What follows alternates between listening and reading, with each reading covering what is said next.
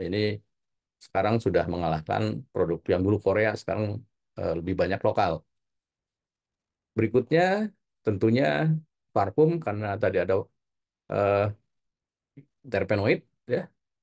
Yang akan banyak dibahas adalah produk farmasi, cukup banyak produk-produk farmasi dari mulai obat tradisional, kemudian ada juga ke arah produk obat ya walaupun kita tidak banyak menghasilkan isolat-isolat ya sampai sekarang masih baru kinin dari pohon kina ya. Ini satu-satunya yang isolat hasil dari Indonesia. Slide berikutnya, next.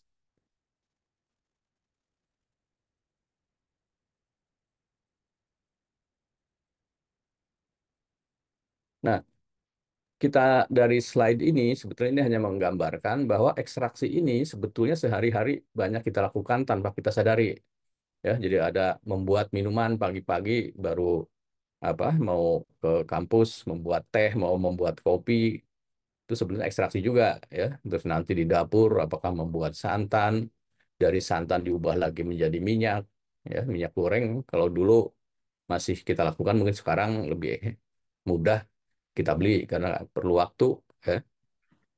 Nah, yang berikutnya juga membuat jus, ada juicer yang eh, cukup murah ya. Kalau dulu mungkin agak susah hanya blender, sekarang sudah bisa eh, menyaring ya, tidak hanya menghaluskan. Ya. Kemudian ada minyak-minyak lain yang secara lokal di kita juga tersebar ya. Ada di Batak, seperti tahu rempah-rempah yang biasanya ada untuk pijat atau urut ya. Di Jawa banyak, kemudian di Sulawesi mungkin kenal ada minyak tawon, ada apalagi macam-macam ya di sana. Nah, itu kan ada proses tentunya bagaimana memperoleh bahan ini dari bahan awal yang berupa bagian tanaman ya. Nah, ini kan proses ekstraksi. Jadi intinya adalah memisahkan sebetulnya. Next. Nah, kemudian kalau tadi apa yang kita lakukan sehari tanpa kita sadari, produk yang beredar juga cukup beragam ya di sini. Dari kunyit, ini bukan promosi, hanya ingin menggambarkan ada dari Deltomed, Herbana, ini eh, untuk tukak lambung, kemudian dari hewan juga ada, jadi menarik juga namanya obat herbal terstandar, tapi bukan dari herbal, tapi dari eh, cacing ya. Ini untuk demam atau tipes. Dari jahe yang sekarang sedang in juga nih, banyak diproduksi karena eh, memberikan rasa hangat ya, apalagi kalau sedang musim hujan. Ini untuk analgetik, inflamasi, kemudian mual ya. Nah, ini kan gambaran dari obat tradisional yang mungkin bisa ada di situ yang sudah masuk ke herbal standar. Nah, yang berikutnya yang dari paling kanan ini yang saya jelaskan tadi ini makanan, tapi gambarannya makanan yang punya khasiat untuk kesehatan ya. Jadi functional food ini untuk dislipidemia ya. Nah, itu gambarannya artinya silahkan bisa berimprovisasi, banyak yang bisa kita lakukan sebetulnya. Tinggal bagaimana pemasarannya ya, dan pemasaran sekarang kan lebih mudah dari dulu karena sudah ada medsos dan lain-lainnya, tidak perlu punya apa namanya counter khusus menyewa tempat ya, ya, seperti masa lalu ya, bisa online. Next.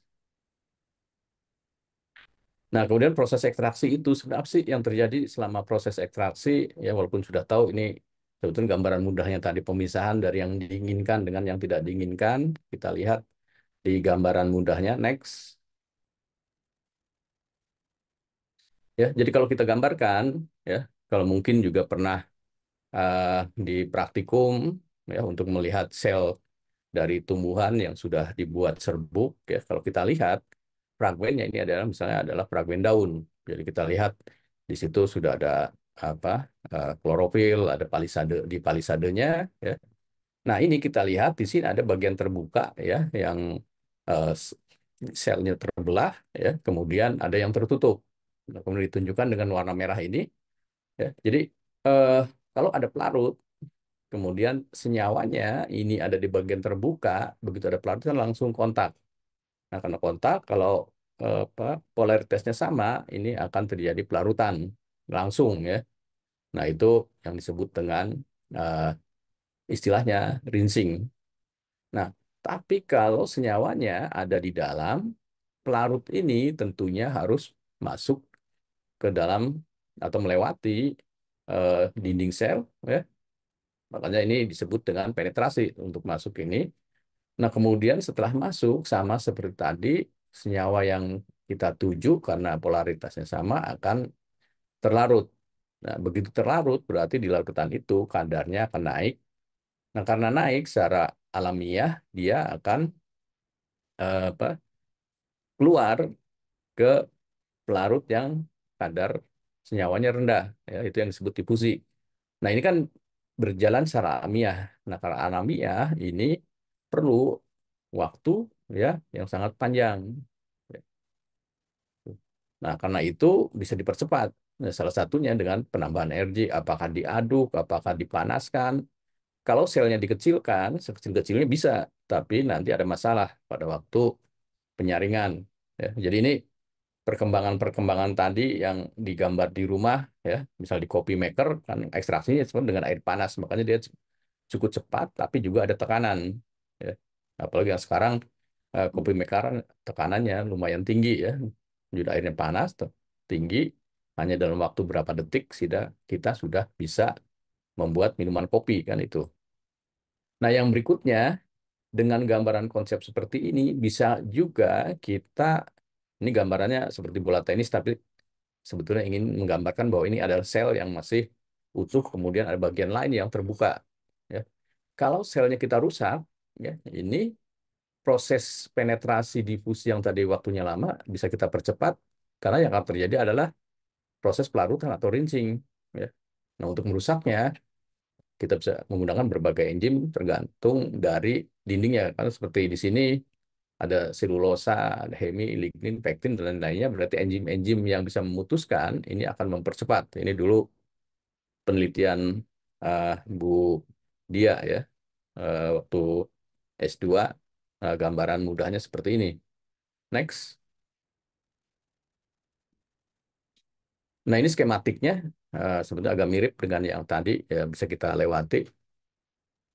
Next. Nah, kemudian metode tentunya juga yang tadi sudah ada gambaran apa yang terjadi di rumah, kemudian metode-metode yang umum, yang tadi salah satu di pembuatan teh kan adalah dengan pemanasan. Ya. Ini konsep lama dari Belanda, ada infusa, dekokta, tapi tetap sampai saat ini masih banyak dilakukan. Ada beberapa produk, misalnya kalau teh botol, modelnya adalah model perebusan seperti ini, masih panas langsung dimasukkan ke botol ya. Nah, kemudian ada Mas Rasi, eh, ini yang perendaman, ya, tapi waktu jadi lama, perkolasi, ini dengan pelarut yang selalu mengalir. Industri-industri obat tradisional yang besar-besar biasanya menggunakan sistem perkolasi tertutup, tapi karena lambat, dia dilakukan dengan pelarut yang dipanaskan dengan sistem tertutup itu. Kemudian mungkin kalau di lab ya, ada reflux, ada shock sled.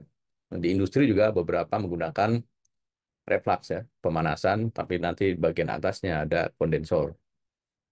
Nah ini eh, hal-hal terkait dengan metode ekstraksi yang ya tergambar seolah-olah ini sebagai gambaran konvensional ya, tapi sekarang sudah dimodifikasi sebetulnya. Nah kemudian karena tadi proses penetrasi difusi lama, sekarang ditambahkanlah energi ya. Jadi energinya bisa dari microwave, bisa dari ultrasonik ya. Sehingga dengan microwave ekstraksi bisa sangat cepat. Ya, jadi microwave yang di rumah biasa untuk memasak bisa kita modifikasi untuk ekstraksi sebetulnya. Ya. Ultrasonik yang dulu biasa dipakai untuk pembersihan apa spare part mesin sekarang juga dipakai untuk ekstraksi. Nah, yang berikutnya super critical ini fluid extraction di kita jarang ya. Ini biasanya untuk menyaring senyawa-senyawa non polar, tapi yang polar juga bisa, tapi harus dimodifikasi dengan penambahan alkohol, aseton atau eh, metanol. Ya. Karena ini menggunakan CO2 yang dikondisikan dengan tekanan dan temperatur sedemikian rupa sehingga nanti bentuknya dia cair seperti pelarut. Ya. Nah, yang berikutnya high pressure ini untuk ekstraksi dengan tekanan tinggi ya. Eh, ini dengan air atau bisa dengan alkohol dan lain-lainnya. Ya, sangat jarang di kita industri ini menggunakan ini, padahal ini ya termasuk yang hijau juga ya, karena bisa menggunakan pelarut air dengan tekanan tinggi akan juga sangat cepat. Nanti ada contoh di belakang ya. Slide berikutnya, next. Nah, kalau di berikutnya pada ekstraksi ini kita bisa menggunakan pelarut-pelarut dari mulai alkohol, metanol, ya, kemudian aston dan seterusnya sampai pelarut-pelarut yang relatif agak toksik. Karena kalau yang toksik betul-betul toksik biasanya tidak boleh juga digunakan karena harus hati-hati misalnya dengan kloroform ya, dengan benzen karena penanganannya tentunya terutama limbah ini sangat susah. Makanya kalau di obat tradisional sebetulnya yang diizinkan baru ke air dan alkohol. Tapi apakah yang lain boleh? Boleh. Ya, yang penting kita bisa mengeliminasi atau menghilangkan pelarut ini pada produk ekstraknya. Nah, kemudian parameter-parameter yang harus dipenuhi di green extraction ini ada di sini masalah inovasi, kemudian pemilihan tanaman yang ya tanaman-tanaman yang bisa diperbarui jadi tidak digunakan tentunya untuk tanaman yang langka ya. Karena kalau yang langka nanti kan berisiko ya. Nah, Indonesia sering kita seolah-olah banyak, tapi begitu dicari banyak juga yang tidak ada ya. Apalagi sekarang sudah banyak ya hutan-hutan kita yang sudah berubah menjadi misalnya kebun sawit. Ya. Ini sangat banyak merubah jenis-jenis vegetasinya ya. Kemudian menggunakan air atau pelarut lain ya untuk pengganti misalnya dibandingkan tadi dengan metanol kan relatif toksik ya. Kemudian aseton, etilastat dan lain-lainnya ini sebetulnya sangat mudah kita ganti dengan pelarut lain yang lebih aman. Karena amannya ini nanti bisa apakah ke mesin, apakah ke manusia atau ke lingkungan ya. Energi sebisa mungkin energinya yang rendah ya. Jadi kalau bisa diaduk hanya pengadukan sebentar, kenapa kita harus menggunakan yang lebih tinggi ya. Nah, kemudian juga mengurangi unit operasi. Jadi misalnya kalau kita membuat ekstrak, pertama harus ekstraksi, pengeringan, setelah pengeringan nanti baru dibuat produk. Nah, sebisa mungkin satu alur ya. Jadi ekstrak, setelah jadi ekstrak bisa kita gunakan. Jadi kalau kita merebus tadi teh sebetulnya sudah memenuhi ini, ya walaupun masih ada panas yang digunakan, tapi kan relatif eh, sedikit ya. Oke, lanjut lagi, next. Nah, ini pelarut-pelarutnya sebenarnya cukup banyak ya. Jadi tadi air ya, yang di teh ataupun di kopi, kemudian ada nanti yang dibahas di sini lebih banyak yang kuning dua ini, yaitu dipotetik solvent, tapi yang alamiahnya atau yang naturalnya, bahan-bahan yang alami yang bisa kita makan, makanya dinamakan natural deep eutectic solvent ya, NADES, yang tadinya DES. Ionic liquid, eh, bentuknya nanti ion. Yang berikutnya biobase kita eh, banyak juga sebetulnya, ya tapi ya impor juga. Kemudian supercritical yang tadi saya sebutkan Indonesia belum banyak berperan, hanya satu dua industri yang menggunakan ini ya. Tapi kalau di India, di Malaysia cukup banyak ininya Waduh. industri-industrinya. Next,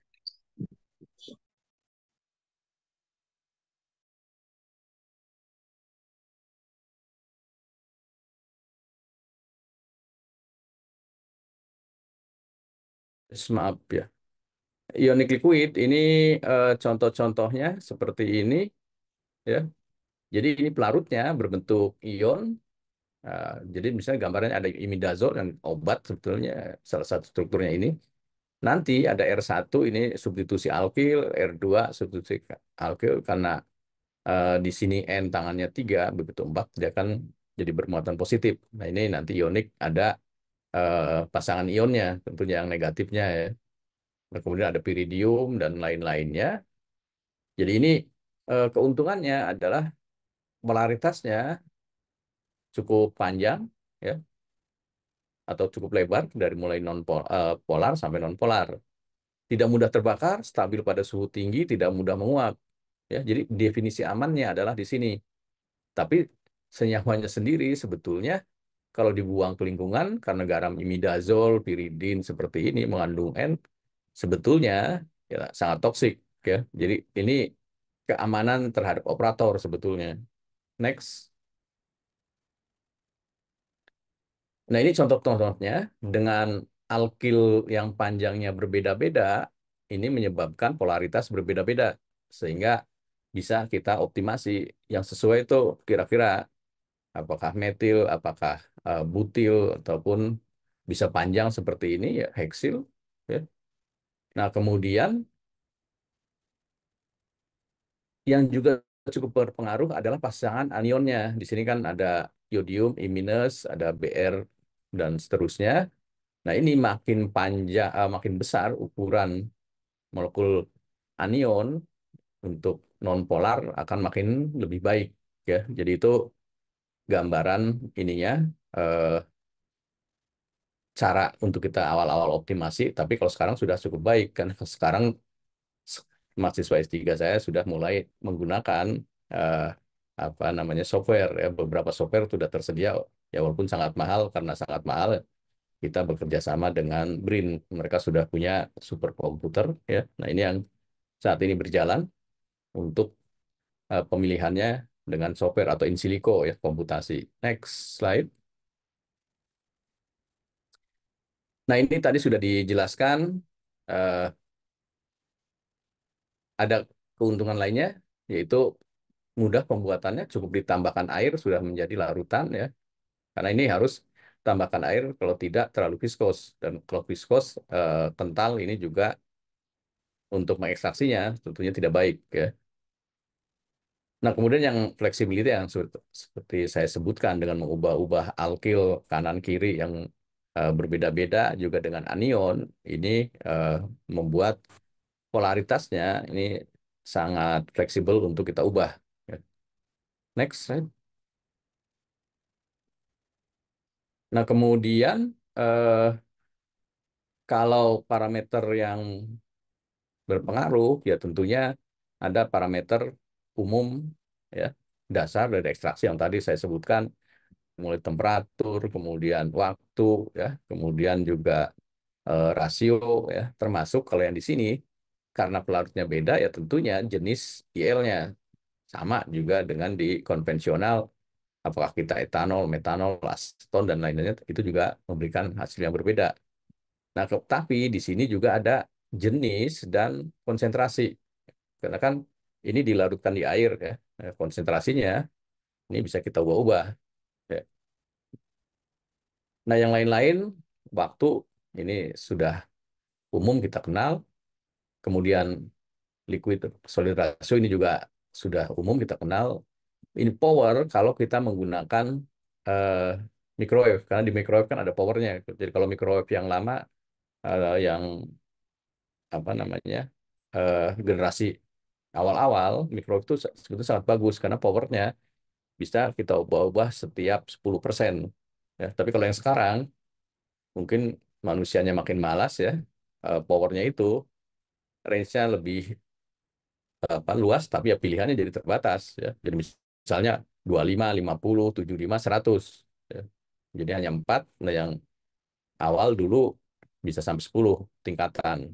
Ya. Jadi ini gambarnya, karena kalau terlalu panas bisa juga senyawanya jadi rusak. Ya. Nah, ini yang harus dioptimasi. Terlalu lama juga bisa rusak juga. Ya. Jadi kenapa ini sangat berpengaruh, tergantung juga nanti tergantung senyawanya. Next. Nah, ini sebagai satu gambaran, peneliti lain, ya sudah peneliti-peneliti yang mahasiswa saya juga melakukan gambaran seperti ini, eh, ininya, tapi ini agak lebih mudah dilihatnya untuk ininya, semnya, ya. Jadi ini adalah daun jambu yang satu ini tidak apa-apakan, kita lihat ya permukaannya ini selnya kan tidak begitu terlihat jelas ya, tertutup apakah oleh wax atau bahan-bahan lain yang non polar ya. Nah, kemudian kalau kita ekstraksi ya, ini ada nomor 2 dan nomor 3 ya. Nah, ini yang nomor 2 ini kalau dengan microwave eh, kemudian selama 10 menit dengan ionik liquid butil metil imidazolium bromida ya. Jadi kalau kita lihat nih gambarannya selnya rusak ya, ya hancur lah ya. Tapi kalau yang nomor tiga ini adalah eh, ekstraksi dengan pemanasan selama 4 jam. Ya, mungkin gambarnya reflux ya. Nah, di reflux ini tidak terjadi kerusakan sel sama sekali, tapi yang tadi bagian yang menutupi, yang biasanya nonpolar, steroid, ataupun lemak, ya, atau wax ini, nah itu kenapa di ionic liquid ini seperti di awal akan terjadi banyak proses rinsing, tidak lagi difusi eh, dan penetrasi ya. Next. Nah, aplikasinya lakukan oleh orang lain ya. Ini ekstraksi flavonoid dari daun bambu bisa kita lihat hasilnya ya. Ini senyawa-senyawanya deteksi ini adalah flavonoid yang mengandung gula tapi gulanya terikat sebagai C-glikosida ya. Nah, kemudian bisa dilihat dia melakukan optimasi ada berapa banyak ini ionic liquid ya. Nanti yang terbaik ya yang tertinggi ya. Kalau digambarkan di sini adalah BMIBR ya. Nah, itu hasil ininya optimasi yang mereka lakukan, kondisinya bisa dilihat yang di hijau ini ya, berapa ininya konsentrasinya adalah 1,5 mol per liter ya, 41 mili per gram. Cukup besar kalau menurut saya ini 41 ya, karena kan lebih dari 40 kali ya. Nah, ini dengan waktu juga sebetulnya masih cukup lama karena kan di sini 90 menit ya. Oke, silakan next. Nah, ini yang berikutnya coba ingin melihat yang digambarkan yang dilakukan oleh mahasiswa saya ini melinjo. Jadi kalau kita melihat melinjo, ini tanaman yang banyak orang kita takut dengan melinjo atau nanti produk olahannya salah satunya emping karena katanya menyebabkan eh, apa hiperuricemia ya. Nah, sebetulnya justru di penelitian-penelitian di luar ini tuh produknya khas Indonesia, bahannya dari Indonesia, tapi penelitinya lebih banyak peneliti asing. Yang paling dominan adalah Jepang, ada yang Amerika ya. Untuk anti kanker tuh Amerika. Tapi untuk whitening, metabolic syndrome, obesitas ini biasanya Jepang. Dan di atas ada anti hiperuricemia. Jadi sebetulnya ini bisa digunakan untuk yang sebaliknya kita percaya ya. Ini sudah diuji klinis di Jepang. Nah, kemudian kalau dari senyawanya ini adalah senyawa resveratrol. Tapi sebetulnya ada senyawa-senyawa lain yang sebetulnya bukan respirator tapi turunannya. Jadi ada yang OH nanti tertutup ya, kemudian ada yang dimer, ada yang trimer. Nah, ini di melinjo sangat beragam untuk respirator dan turunannya. Nah, kegunaannya bisa dilihat sendiri ya, cukup banyak dan itu yang saya katakan tadi. Ini dari Indonesia, mereka menyebutnya ada yang dari Kediri, ada yang dari Jawa Barat, tapi tidak ada satupun peneliti Indonesia yang dicantumkan. Artinya ya harusnya sih tidak boleh ya. Ini seolah-olah jadi mencuri kan si penelitinya. Jadi ini bisa untuk juga anti hipertensi, ya, anti inflamasi, untuk diabetes, dislipidemia, obesitas, dan lain-lain. Ya. Jadi ini dari respirator bisa dikaitkan juga di sini ada metabolic syndrome, ada anti obesitas, ini selaras. Oke, next. Nah, kemudian ini senyawa-senyawanya. Ini mahasiswa S1 saya dulu melakukan docking untuk khasiat tertentu, hasilnya seperti ini. Kita lanjutkan next. Nah, kemudian di ionic liquid ini bisa nanti kadarnya tinggi. Nah, setelah tinggi juga mudah untuk bisa kita pisahkan. Nah, tapi pemisahannya ini yang sampai saat ini masih menggunakan pelarut organik. Artinya kan kita sudah green, tapi di belakang kita tidak green lagi. Ya. Ini seperti yang dilakukan mahasiswa saya, terakhirnya pakai etil asetat. Nah, ini kan sama juga ini. Ya. Tapi memang di Indonesia belum ada alternatif. Kalau di tempat lain sudah mereka menggunakan eh, metode kromatografi, ya, yang tentunya kromatografinya juga mereka menggunakan yang bisa dipakai terus-menerus ya. Ya, ada pemisahan pakai resin biasanya. Oke, next. Nah, ini dari hasil penelitiannya. Jadi kalau kita lihat ini yang tadi diekstraksi balik menggunakan etil asetat, ya, ini bisa kadarnya sangat tinggi. Nah, supaya tinggi di sini di ionik liquidnya kita tambahkan garam. Nah, garam yang terbaik adalah eh, natrium karbonat ya, dibandingkan yang lain-lain, NaCl ini jauh lebih baik, apalagi kalau tidak ada garamnya. Yang hijau ini hanya ada 21 ppm ya. Next, right?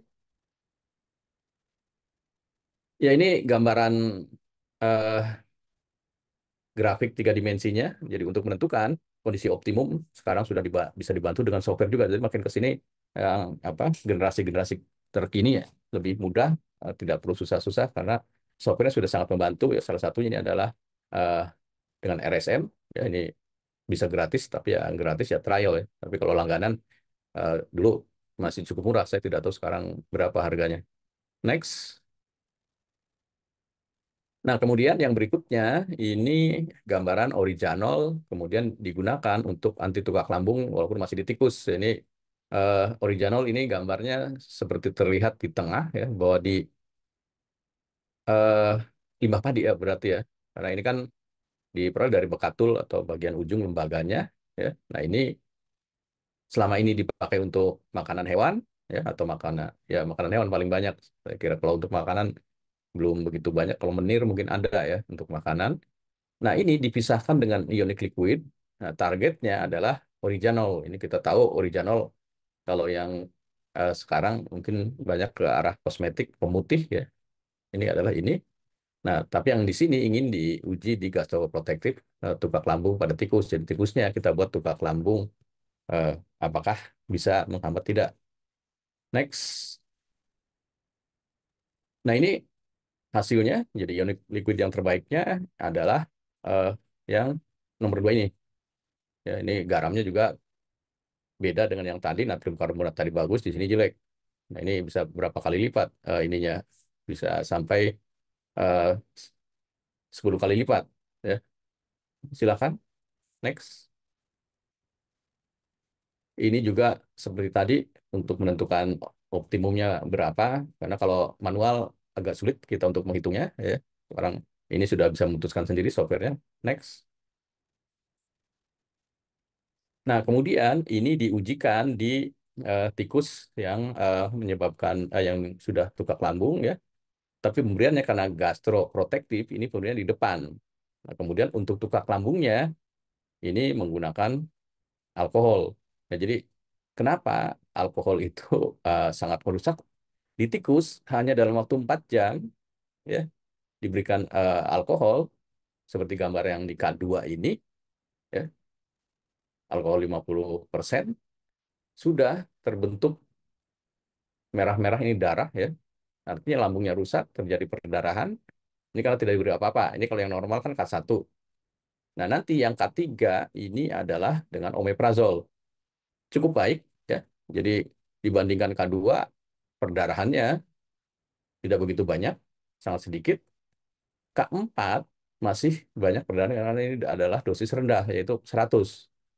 Ya, terlihat perdarahan-perdarahannya. Nah, kemudian yang K6 ini setelah diberikan 4 kali lipat, di 400, ya, ini setara dengan omeprazol. Ya. Nah, itu eh, hasilnya. Next slide.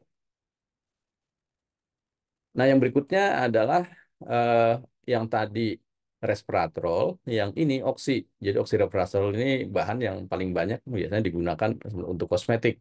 Ya. Nah, ini juga dengan ionic liquid. Selanjutnya next.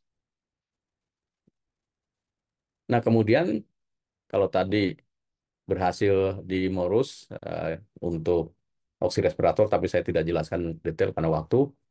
Berikutnya adalah pare, ya. Pare ini untuk anti diabetes, ya. Nah, selama ini dipakai ekstraksinya adalah dengan alkohol 70%. Nah, yang di sini ini menggunakan ionic liquid dengan B MIM BF4. Ya, karena ini kan relatif nonpolar. Nah, hasilnya kalau nanti ingin mengetahui, kalau menggunakan alkohol 70% ekstraknya itu bentuknya adalah hitam seperti aspal. Nah, di sini sudah bentuknya serbuk, warnanya agak kuning coklat. Ya, ini beda jauh, padannya juga beda jauh. Nah, karena itu ini sudah kami patenkan ya. Sayang belum ada kelanjutan penelitian lebih lanjut karena ya permasalahannya adalah industri Indonesia ini belum mampu untuk melakukan ekstraksi model ini.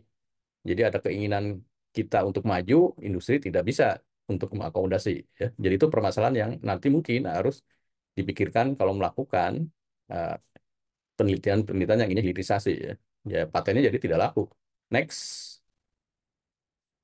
Nah, berikutnya, nah DES, ya, ini jadi awalnya DES. Kalau DES ini senyawa-senyawanya tidak harus alamiah seperti etilen glikol, di etilen glikol yang kemarin menyebabkan kematian di bayi, ini digunakan di sini, ya. Kemudian yang ingin digambarkan di sini adalah sekarang trennya ini sangat tinggi, banyak digunakan untuk bahan baku kosmetik, ya, terutama di Uni Eropa karena mereka kan sangat concern. Nah, ini menggunakan DES. Silakan, next. Nah, ini gambaran penggunaannya nanti bisa dilihat sendiri. Yang saya gunakan di sini adalah untuk ekstraksi. Karena bisa ya untuk yang lain-lain ya, termasuk untuk kromatografi, untuk pembuatan nano. Ya, daripada nano susah, ini akan lebih mudah. Hanya cukup diaduk-aduk jadi. Ya. Nah, kemudian keuntungannya Des apa sih? Ini ya, dia ini bentuknya adalah eh, cairan di temperatur ruang, padahal awalnya adalah dua senyawa yang mungkin sama-sama padat, ya, atau bisa satu padat satu cair. Setelah digabungkan ada reaksi interaksi ikatan hidrogen membentuk suatu larutan yang jernih, bisa untuk ekstraksi, tidak toksik, bahkan bahannya kan biasa dimakan sudah cukup banyak ya, tidak mudah terbakar ya karena dia alamiah, biodegradable, dan biasanya dari sumber alamiah. Nah, permasalahannya adalah viskositas yang tinggi. Berikutnya adalah sulit untuk pemisahannya. Jadi kalau ini liquid tadi sangat mudah, yang di sini sangat susah. Next. Nah, ini gambaran mudahnya. Ada dua senyawa putih-putih ini digabungkan menjadi jernih, tapi dia karena viskos, kemudian tambahkan air, jadilah ini pelarut yang bisa kita buat untuk ekstraksi. Mekanismenya seperti apa? Gambaran di kanan ini ada NMR-nya. Ini gambaran strukturnya, ada ikatan hidrogen antara OH dan H. Ya, next. Nah, ini dia terdiri dari HBA, HBD, jadi ini hidrogen bond akseptor dengan donor, ya. Kemudian ini HBD-nya, senyawa utamanya mungkin cukup ya sangat dikenal ya. Eh, yang tadi saya sebutkan ada etilen glikol, tapi ada juga yang aman-aman asam laktat, ya. Kemudian asam kapeat, asam sitrat. Ya. Nah, itu contoh-contohnya, ya. Nah, kemudian aseptornya ini macam-macam. Yang saat ini paling banyak digunakan adalah kolin klorida, ya. Ya, biasanya untuk makanan hewan, kolin klorida. Ya. Nah, kemudian yang lain-lain, asam amino bisa digunakan. Ya. Jadi ada asam amino, ada gula, dan lain-lain. Tentunya adalah senyawa-senyawa yang sangat familiar untuk kita, yang biasa kita temukan di makanan kita juga. Maka ini menjadi aman. Next. Prosesnya seperti apa? Ya, hampir mirip sebetulnya dengan tadi, tapi yang di sini dia harus membentuk larutan des dulu, cairan, baru nanti akan penetrasi, baru difusi. Ini ikatan senyawanya seperti apa? Yang di gambar bawah ini adalah gambaran nanti skematis seperti ini dari hasil NMR dua dimensi. Ya, ini kita akan tahu mana sih yang berikatan hidrogen, mana yang tidak. Ya, nanti senyawanya bisa kita lihat juga begitu tambahkan senyawa ikatan hidrogennya, mana saja dari senyawa itu gugus-gugus yang mempunyai ikatan hidrogen dengan si pelarut tesnya. Next, berikutnya. Nah, ini yang tadi kalau di atas modus alba dengan IL, yang di sini kami lakukan juga, ini mahasiswa S2 adalah modus alba eh, dengan target oksiresveratrol, ya, kemudian dibuat sediaannya, ya, ini untuk pemutih, jadi mereka melakukan uji klinis, ini sudah dipublikasi, nanti bisa dilihat lebih mendalam ininya, bisa di googling ya. Next. Next lagi.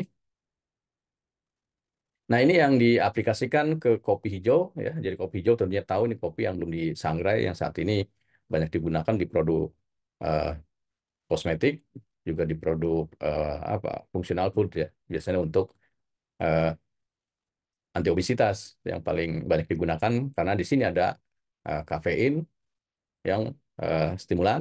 Jadi ya kalau menggunakan ini rasa lapar juga hilang. Kemudian ada asam klorogenat, ini antioksidan cukup kuat. Nah, ini sudah kami lakukan uji klinis juga untuk eh, kopi hijau ini ya, tapi untuk anti wrinkle. Karena kan di kafein ini sudah sangat terkenal, scratch mark-nya ini anti scratch mark yang cukup baik ya. Jadi itu yang sudah kami lakukan dan hasilnya jauh lebih tinggi daripada ekstraksi yang biasa. Nah, tapi yang ini kita tidak melakukan apa eh, ekstraksi senyawa dari desnya. Jadi langsung digunakan membentuk kosmetik. Karena kan Kolin klorid dan sorbitol ini adalah eksipien yang lazim juga di kosmetik, ya.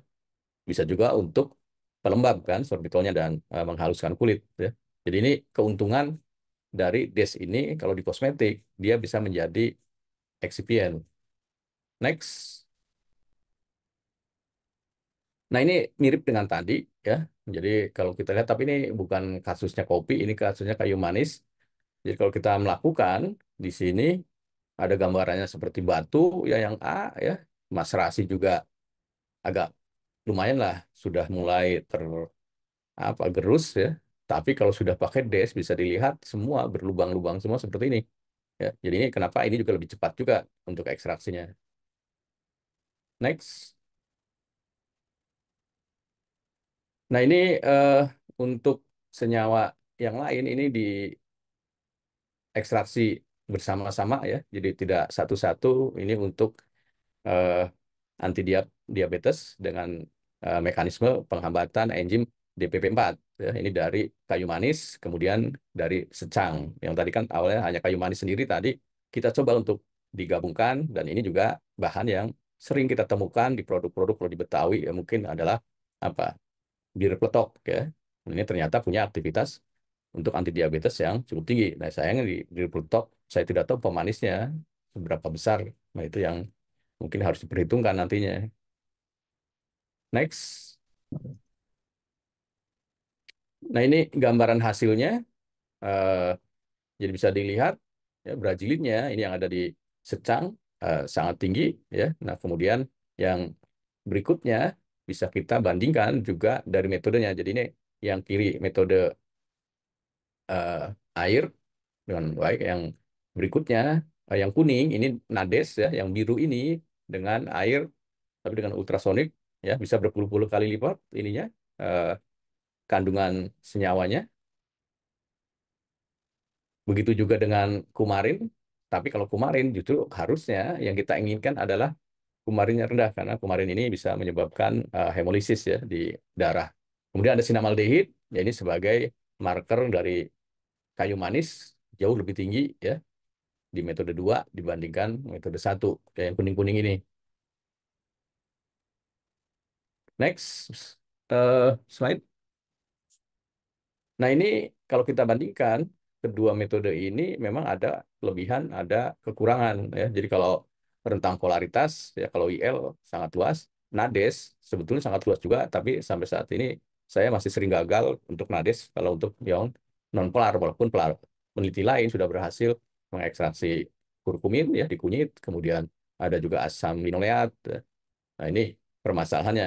Nah, preparasinya keuntungannya Nades ini mudah karena tinggal mencampurkan sedikit pemanasan ya selesai ya. Viskositas ini yang justru kurang karena viskositasnya tinggi dibanding IL. Nah, ini sehingga harus menambahkan air yang lebih banyak ya. Nah, ini tahan panas, yang ini tidak tahan panas ya.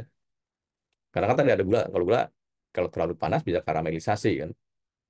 Toksisitas karena biasa kita makan ya sangat rendah. Nah, IL tentunya sangat toksik. Nah, itu keuntungan kerugian. Next slide. Nah, ini aplikasi-aplikasi lain ya, untuk penggunaan NADES ini untuk ekstraksi dari eh, rutin yang sudah eh, banyak dikenal ini adalah flavonoid ya. Nah, kemudian ini tujuannya ternyata tidak hanya untuk ekstraksi, nades ini juga bisa meningkatkan bioaktivitas. Ya, di penelitian ini karena peningkatan solubility juga. Ya, jadi ini kalau bioaktivitas naik, tentunya aktivitas jadi naik. Jadi ada yang sekarang sedang banyak dilakukan adalah penelitian-penelitian ke arah sini, karena kan yang tadi masih banyak gambarannya adalah di kosmetik. Nah, sedangkan di obat tradisional di kita masih belum banyak ya. Next. Nah, ini eh, laporan-laporan lainnya bahwa DES atau NADES ini juga bisa diaplikasikan pada tahap akhir di eh, formulasi atau farmaseutik ya. Jadi ini insulin yang dulu insulin injeksi sekarang dikembangkan oral ya. Ini dengan metode NADES ya, dengan kolin dan asam geranat kan itu rutin, berberin, kurkumin, kafein. Nah, ini ada yang oral di sini ya, ada kolin klorid gliserol untuk kurkumin, kemudian prolin. Nah, yang terakhir ada topikal, ya ini yang saya juga sudah menghasilkan sebetulnya, ya. Ya, tapi ini apa? Ya cukup banyak orang lain, tinggal bagaimana kita melakukan inovasinya. Ya. Jadi ini ada 3 keuntungan tadi, naik kadarnya, biokualitasnya naik, nah kemudian bisa di tahap akhir di pengembangan produk ya, yang cukup bermakna. Nanti kalau insulin bisa oral, kan lebih enak lagi. Orang tidak perlu injeksi juga. Next. Nah, kemudian ini inovasi lainnya, eh, mungkin karena waktu bisa kita lewati ini nanti bentuknya seperti BIX ya. Kita bisa dilihat di Liu 8, 2018 ini ininya jurnalnya next. Nah, kemudian ini juga sama pengembangan dari DES atau NADES untuk formulasi juga ini enkapsulasi dari beta karoten ya.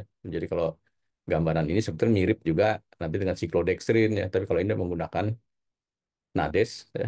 Nah, tentunya ya harapannya aktivitasnya naik, kemudian stabilitasnya juga naik juga ya. Ini inti dari penelitian yang di sini. Next. Nah, ini tadi sudah dijelaskan mengenai eh, ionic liquid NADES. Yang berikutnya kita lihat pengembangan produk lain yang sudah kami lakukan. Next slide. Ya, jadi ini dari jahe, tentunya sudah tahu tadi jahe merah ya. Ini aktivitasnya sudah cukup banyak, beberapa sudah masuk ke tahap uji klinis ya. Yang sudah uji klinis tentunya yang sangat dikenal adalah antiemetik. Ya, jadi ini bisa diberikan tentunya kalau punya ide-ide nanti PKM dan lain-lain, misalnya untuk antiemetik ibu hamil ya, supaya ya janinnya baik perkembangannya karena asupan makanannya baik ya. Nah, itu kemudian ada anti platelet aggregation. Jadi ini bisa juga untuk mengencerkan darah, sangat berguna untuk mereka-mereka yang nanti ya di dislipidemia kan eh, pemberian ini sering dilakukan tapi ya di konvensional ya yang paling mudah ya apa aspilate kan.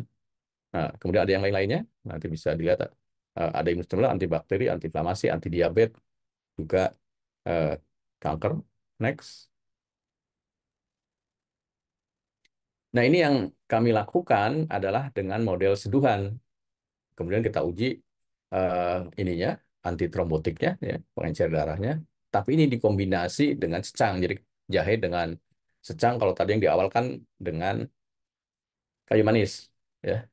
Kira-kira inovasinya di mana selain aktivitasnya? Inovasinya adalah kita ini di sini melakukan pembuatan gambaran seperti tablet besar ya, tapi intinya di situ bukan ekstrak ya. Ini hanya rajangan yang kita kompres. Nah, permasalahannya di kita ini masalah perizinan ya. Kalau di luar negeri sudah biasa di Asia Timur ya. Nanti kalau di Asia Timur, di Cina, Korea ya, Jepang ini si tablet ini dimasukkan ke dalam wadah di sini, kemudian tambahkan air panas, dia akan melarut sedikit demi sedikit ya. Jadi ini bisa dipakai lebih dari 1 hari, bisa 1 sampai 2 hari. Nah, ini yang kami hadapi sudah paten, nama juga ini sudah di apa ajukan hak ciptanya, kemudian wadah dan lain-lainnya sudah siap. Nah, tetapi ternyata sampai saat ini perizinan ada masalah karena ini kelasnya tuh kelas makanan atau kelas obat tradisional ya, standarnya kan beda. Nah, jadi kita bingung begitu tablet, standar tablet tidak akan standar karena ini bukan tablet kan, tapi bentuknya tablet. Nah, ini permasalahan yang dihadapi. Nah, karena ada problem ini tentu kita harus inovasi. Next, inovasinya. Nah, inovasinya akhirnya ya sudahlah kita buat ekstrak ya. Jadi kalau yang tadi kan ada sindrik liquid, kita coba eh, digunakan ekstraksi dengan menggunakan tekanan tinggi ya, seperti ini tapi konvensional ya.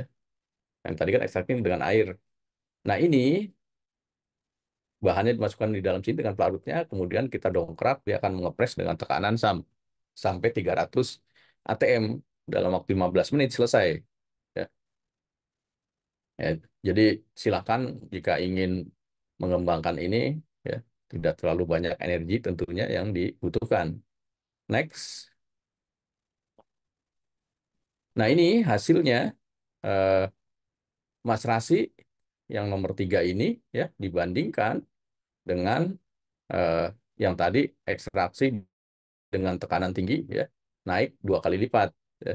Nah, ini ada yang eh, secang tunggal, ada jahit tunggal, kita bedakan juga karena yang konsep tadi diajukan ini adalah konsep kombinasi ekstraksinya ya. Jadi ini bisa meningkat dengan kadar sampai 2 kali lipat. Next slide. Nah, kemudian si ekstraknya kita buat eh, serbuk dengan spread dryer. Nah, hasilnya seperti ini, ada 1, 2, 3, 4, ada 8 formula yang diajukan. Dari warna tentunya sudah tahu. Yang lain-lain kan ini warna kuning, padahal secang harusnya kan merah. Jadi yang terbaik adalah yang 2 ini. Ya. Jadi warnanya masih merah, serbuknya dari hasil spray dryer. Next. Nah, kemudian ya ini produk turunannya, nanti ditambahkan yang lain. Nah, ini hasilnya seperti ini. Ya, tapi sayang mahasiswanya ini terlalu inovatif. Dia menambahkan creamer ya. Dan kalau sebetulnya untuk kalangan tertentu orang-orang kan banyak juga yang tidak suka creamer ya. Tapi mungkin dia sudah tahu pangsa pasar anak muda ini untuk creamer ini eh, cukup apa dominan sehingga dia dibuat creamer ini produk seperti ini saset ya. Warnanya bagus merah. Next. Nah, dari gambaran-gambaran itu eh ya sebetulnya tadi sudah ada juga dituliskan di ininya di slide-nya bahwa IL ini ekstraksinya selektif. Jadi kalau nanti melakukan ekstraksi dengan IL di daun, ya seperti tadi kasusnya pare, klorofil itu tidak terbawa. Ya, jadi kalau di daun ekstraksinya akan bagus warnanya. Ya, jadi tidak mungkin warna hitam atau coklat hitam, ya, tapi bisa warnanya kalau di pare tadi kan agak kuning. Ya, jadi menarik baik itu untuk dibuat tablet, baik itu apalagi untuk kosmetik, karena kosmetik kan apa namanya tampilan sangat dibutuhkan. Nah, bentuknya juga nanti bisa padatan, ya seperti tadi digambarkan. Ya, kalau diekstraksi biasa menggunakan alkohol, ya sebetulnya bukan padatan. Yang paling sering ditemukan adalah semi solid. Ya. Kecuali yang pernah saya lakukan di teh, ya teh itu bentuknya padatan seperti pasir. Ya. Nah, bisa juga nanti memperoleh isolat. Ya, kandungannya sangat tinggi, jadi kita bisa memperoleh senyawa-senyawa murni sebetulnya kalau dengan IL. Tinggal bagaimana proses berikutnya untuk tadi apa extractionnya kan. Nah, sayangnya ya ini IL ini walaupun aman terhadap eh, apa karyawan atau eh, ya nanti operator, tapi sebetulnya dia toksik untuk lingkungan. Harganya sangat mahal, ya. 3 juta bisa 1 kilo ya. Tapi keuntungannya ada juga walaupun mahal kita bisa pakai ulang terus-menerus sampai habis ya. Karena kan ini tidak boleh dibuang kan. Nah, itu untuk IL. Nah, yang berikutnya untuk natural diphotonic solvent, ekstraksinya juga selektif. Tapi kalau saya masih belum berhasil untuk senyawa-senyawa yang nonpolar. Saat ini sedang bekerja sama dengan BRIN yang tadi in silico ini komputasi. Kira-kira eh, bisa tidak memperoleh senyawa target yang nonpolar. Ya. Kemudian ini bentuknya cairan, ya, tapi nanti ada permasalahan yang terlalu kental ya, bisa juga tadi disampaikan untuk pengembangan produk akhir. Di IL kan tidak bisa ya. Kalau ini, kalau mau buat krim itu hanya tambahkan emulgator selesai ya. Karena ini tidak bisa dievaporasi ya. Nah, kemudian harga ya relatif murah ya. Karena boleh kita menggunakan di sini tuh food grade ya, seperti gula, asam amino, poliol yang lain ya, asam-asam organik sederhana yang ada di tumbuhan, asam malat, asam sitrat dan lain-lainnya juga aman karena tadi ya sebutan ini biasa kita makan. Tapi kalau ini nades ya. Tapi kalau des belum tentu aman karena kalau des kan etilen glikol yang tadi saya sebutkan ini banyak dipakai juga. Tapi nanti dia penetrasinya bagus untuk eh, etilen glikol atau polietilen glikol. Ya tantangannya di sini adalah pada recovery untuk memperoleh senyawanya. Walaupun saya sudah berhasil untuk kurkumin bisa kita ekstraksi balik ya dengan etilastat atau bisa juga dengan metode eh, apa namanya sentrifugasi ya. Kurkumin bisa walaupun kadarnya sedikit ya untuk sentrifugasi ini. Kita sudah tambahkan garam ya, tetap warna kuningnya masih ada. Berarti kalau kuningnya ada kan kurkuminnya belum tertarik semua. Jadi itu eh, gambarannya. Terima kasih. Ini karena waktunya juga, saya ingat saya sih ini slide terakhir. Karena yang berikutnya referensi. Terima kasih. Baik, ya. Terima kasih banyak Prof. Munim atas paparannya. Nah, sangat ini ya, banyak sekali sudah Prof. Muim melakukan ya mengenai green extraction ini. Tadi kita sudah bahas bahwa ada apa tadi kita dengarkan ada NADES ya, iodic liquid, ada DES juga ya dengan kemudahan atau keuntungan ya dalam melakukan ekstraksinya, namun juga di sisi lain pasti ada yang kekurangannya gitu ya. Nah, kita langsung saja ya ke sesi tanya jawab. Nah, kita teman-teman tadi sudah banyak melihat ya bahwa ada hal yang mungkin agak masih sulit untuk dimengerti gitu ya. Nah, boleh ya, mungkin tadi sudah dicatat pertanyaan-pertanyaannya ya. Dan sudah siap? Mungkin ada pertanyaan, boleh kita akan open pertanyaan ya. Mungkin sesinya diskusi begitu ya, Prof ya. Iya, saya silakan. Iya, oke baik. Nah, adakah pertanyaan yang mungkin bisa kalian langsung tanyakan ya di room? Silakan. Oke. Nah, di sini sudah terlihat dua orang yang raise hand nih, Prof ya. Em, Resen audisi tidak terlihat. Ya, silakan. Mungkin ya, karena Resen langsung saja. ya boleh silakan. Oh ya, ada nih Mutia dan Ya, Mutia dan operator satu ini. Silakan. oke, silakan Mutia dulu. Baik, Ibu, apakah suara saya sudah terdengar, Ibu? Ya, terdengar jelas. Ya, jelas. Sebelumnya izin memperkenalkan diri, saya Mutia Nur Akifah dari kelas 4A dengan NPM 012. Izin bertanya, Ibu, terkait yang sudah dijelaskan oleh Profesor Abdul Munim tadi, terkait IL itu kan dia toksik terhadap lingkungan, sehingga dia tidak bisa dibuang sembarangan. Selain itu, dia juga bisa dipakai ulang gitu. Nah, apakah pemakaian IL ini ada batas limitnya gitu terkait pemakaiannya? Apakah dia bisa dipakai selama selama jangka waktu berapa lama gitu untuk pemakaian IL ini? Hmm. Terima kasih. Ya, terima kasih. Ini langsung dijawab atau dikumpulkan nih, Bu Nah, Dia? Prof langsung menjawab Oh, apakah langsung. benar Prof ya? Iya, ya. Ya, Ya, terima kasih. Ini dari Mutia. Jadi, ya menarik juga karena ini apa ada yang aktif.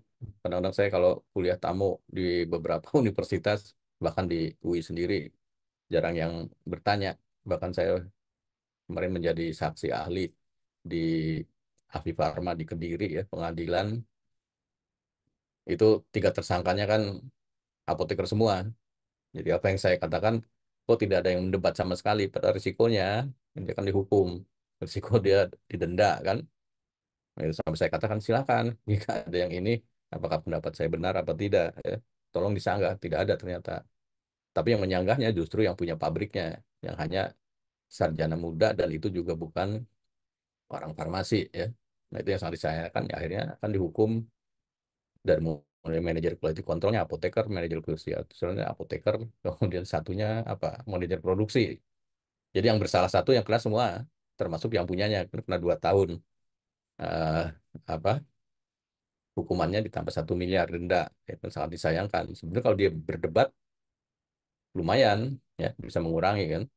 Tapi ya itulah ininya gambarannya. Jadi silahkan mulailah sering membaca aturan, sering juga berdebat sehingga kita bisa memberikan apa ya komentar-komentar apa yang terjadi di lingkungan sekitar kita ya termasuk di profesi nanti apotekernya. Itu sih tambahan lain ya. Oke, dari apa yang ditanyakan, jadi seberapa lama ini bisa digunakan? Ya sebetulnya selama-lamanya. Nah, tapi kan kalau selama-lamanya apakah dia akan jenuh? Ya akan jenuh ya. Nah, karena jenuh ya misalnya jenuhnya tuh dengan senyawa lain ya. Kalau senyawa yang kita inginkan kan di IL tadi bisa ditarik. Nah, ini eh, ya caranya memang akhirnya kembali kalau di kita yang paling mudah, paling murah ekstraksi balik kan dengan pelarut organik ya yang paling sering dipakai kan di klormetan. Nah, jadi itu salah satu cara untuk mengurangi kejenuhan senyawa-senyawa yang akan masuk di ionic liquid ya. Mungkin bisa yang lain juga kalau polaritasnya lebih nonpolar ya. Tapi selama ini diklormetana ini sudah cukup mewakili kalau di saya ya. Nah, itu ini ya. Nah, kalau sudah di recovery ya bisa dipakai lagi, nanti begitu jenuh kita recovery lagi. Nah, di klormetannya kan untuk ininya merecovery kan mudah karena di klormetan kan mudah menguap ya. Tinggal kita destilasi ya kita pakai ulang lagi. Nah, itu ininya gambarannya ya, untuk memperoleh eh, hasil yang tetap baik karena gambarnya sudah bersih. Atau kalau ada resin yang bisa ini bisa juga menggunakan eh, resin ya karena kalau di Cina kan pakainya ini resin untuk ininya recovery-nya. Itu sih gambaran mudahnya kan dia tidak akan rusak ini. Sangat stabil ya si apa senyawanya. Itu dari saya mungkin sudah cukup Baik, jelas kan. ya sudah terjawab Mutia ya bahwa ionic liquid ini bisa tetap digunakan sampai kapanpun gitu ya. Hmm, Selama bisa dilakukan distilasi lagi gitu ya Prof ya. Jadi hmm, kembali lagi performanya baik dan dapat digunakan gitu ya sebagai iya. ionic liquid. Oke. Nah, next pertanyaan. Nah, dari operator 2. Nah, ini merupakan tim dari kuliah tamu, Prof. Jadi Oh ini panitia. ganti namanya. Iya, Nah, silakan iya. perkenalkan diri bintang dan ini pertanyaannya.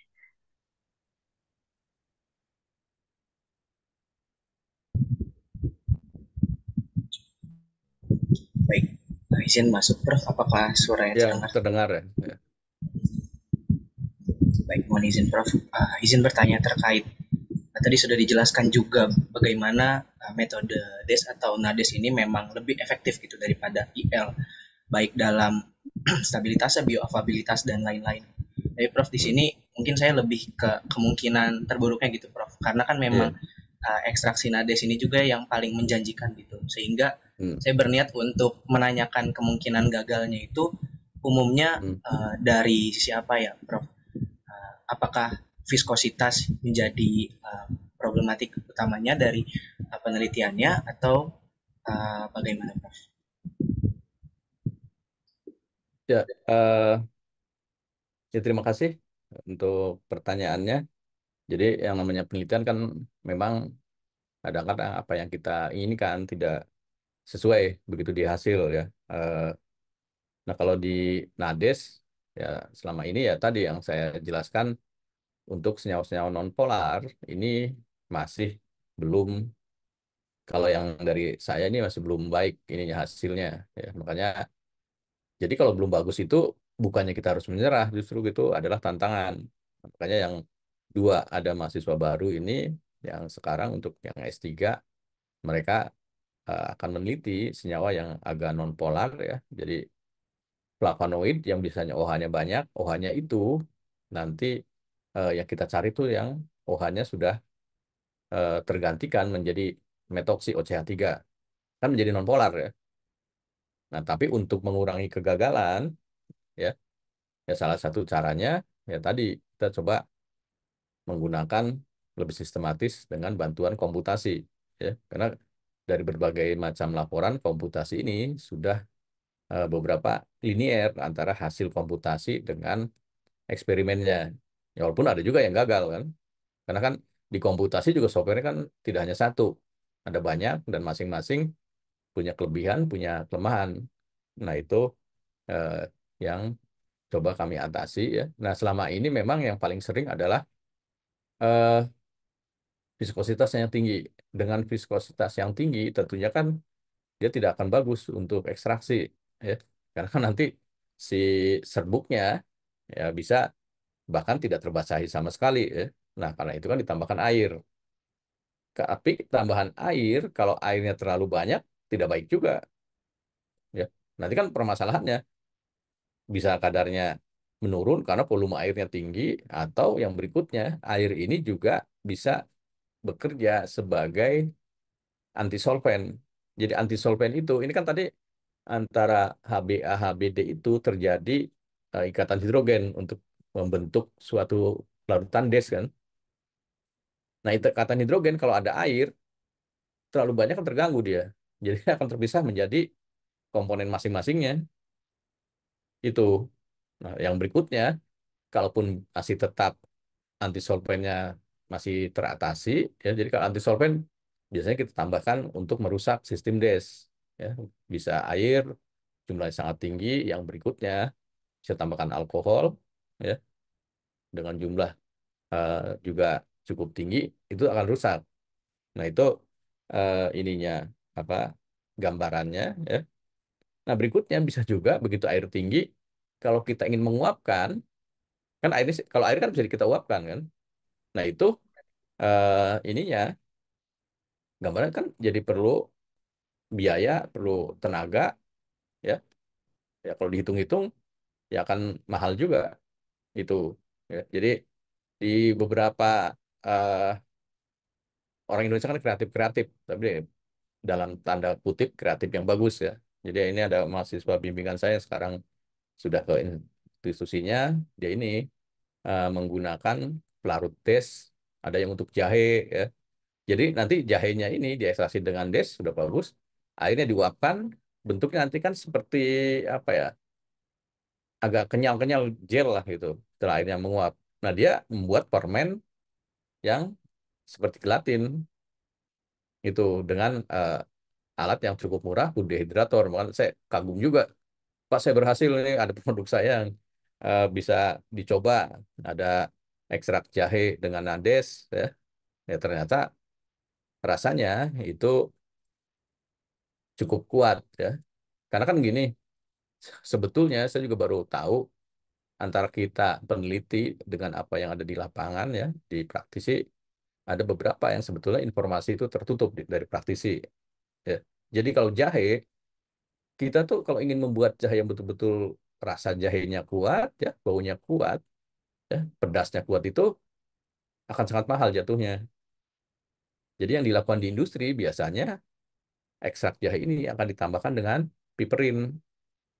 Jadi pedasnya itu bukan dari jahe, sebetulnya dari perut. Loh, saya baru ngerti kata saya. Oh, seperti itu ya. Ya karena kan kalau nanti kita menggunakan jahe murni ya, tidak ada tambahan apa-apa dengan des, rasanya itu tidak akan sangat kuat. Itu ya.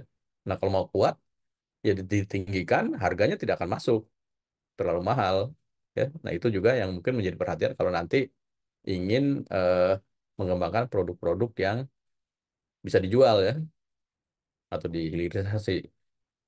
Itu gambarannya. Baik, ya terjawab Bintang. Ya, Terjawab. oke. Eh, nah, mungkin sebelum penanya berikutnya, nah, Prof, saya mau bertanya nih, Prof. Iya. Sebetulnya DES maupun NADES ini sudah dipasarkankah ada produknya atau baru sebatas eh, penelitian di Hmm. laboratorium dan di industri mungkin skala kecil gitu, Prof.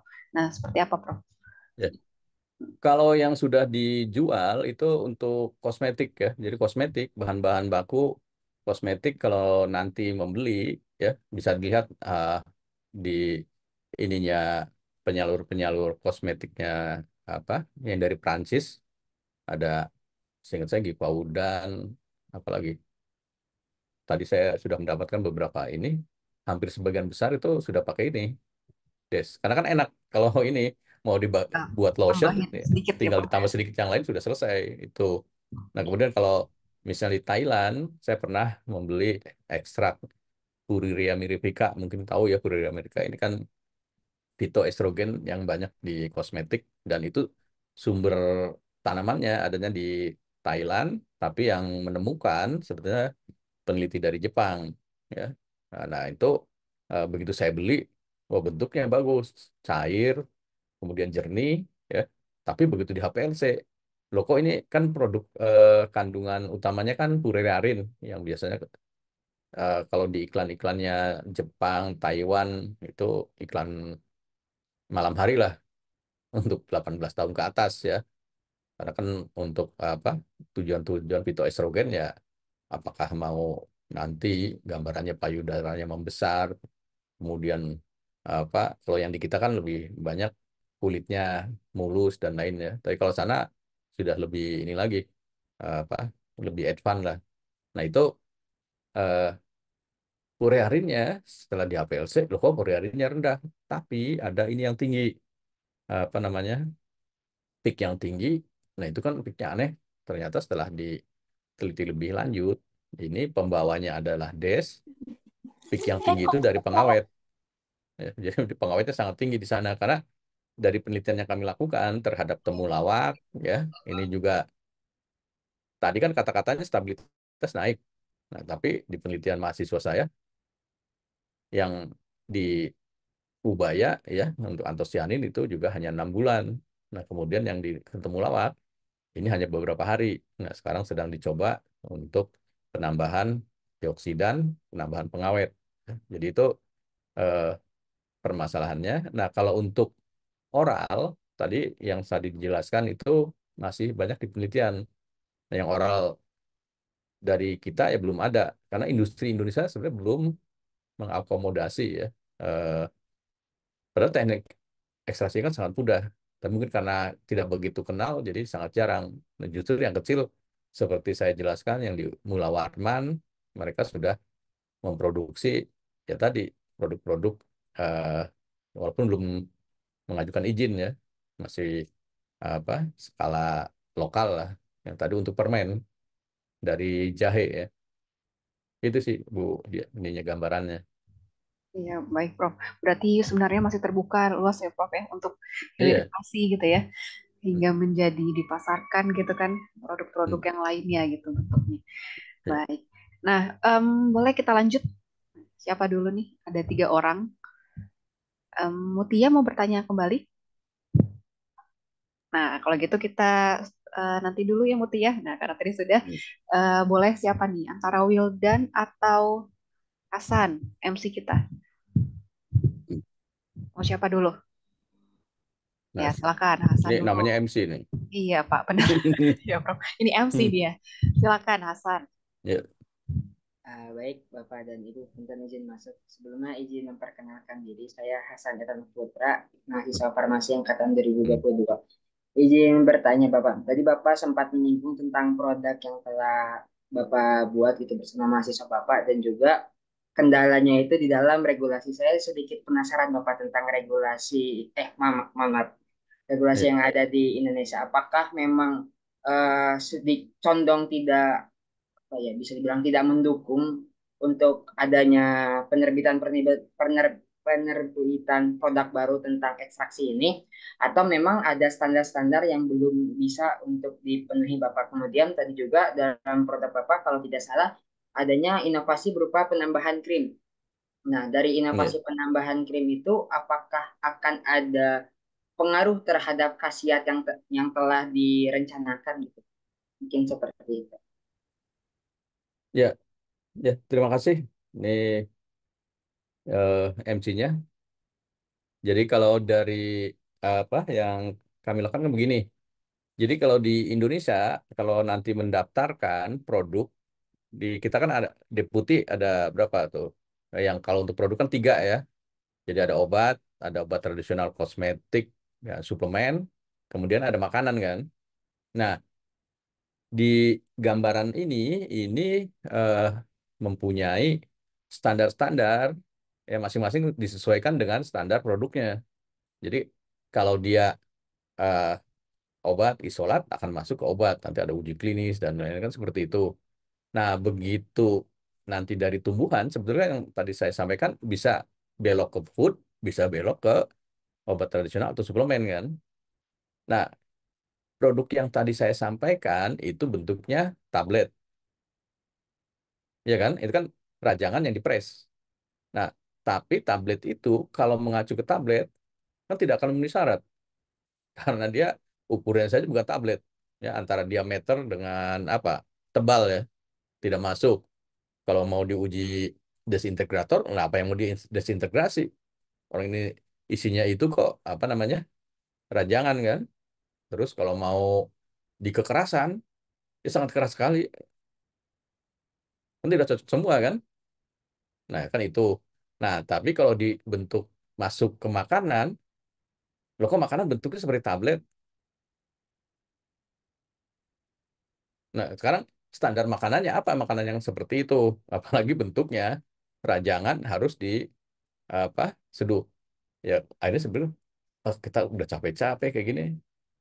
Akan selesai sebetulnya kalau produk itu kita masukkan aja ke saset yang nanti seperti teh celup. Itu selesai sebetulnya. Tapi kan kita bukan itu yang diinginkan. Yang diinginkan kalau teh celup kan sekali pakai buang kan. Nah, yang ini di Cina, di eh, Korea Selatan ataupun di Jepang itu sudah lazim. Karena kan nanti yang dimakan kan itu juga. Mau dia makanan kah, mau dia obat tradisional kan yang dimakan itu. Artinya kan aman kan. Nah, itu keinginannya adalah karena yang ini nanti dia bisa mengekstraksi itu seperti sustained release. Jadi hari ini diekstraksi, nanti yang terpecah mungkin 10 atau 20%. Nanti kan sisanya bentuk utuh. Nah nanti yang bentuk sisa bentuk utuh itu kita ekstraksi lagi besok. Kan gitu ya. Nanti, oh masih juga 2 hari masih ada yang utuhnya, bisa kita ekstraksi lagi untuk hari ketiga. Nah itu gambarannya. Nah sampai saya juga lapor dulu ke kepala badan POM-nya, Bu ini siapa gini-gini, kok susah sekali ini ya. Apa namanya gambaran.